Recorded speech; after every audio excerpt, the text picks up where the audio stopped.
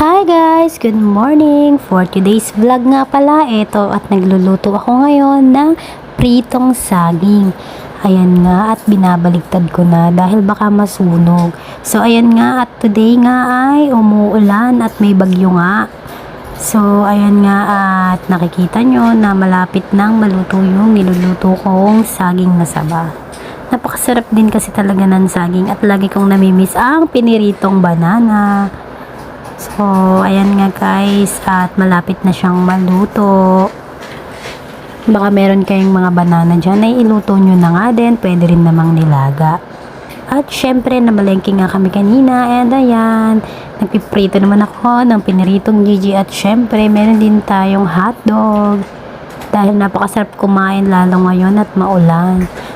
So, ayan nga guys, at malapit na nga ding maluto itong malalaking hotdog. For today's vlog ay ito lang muna.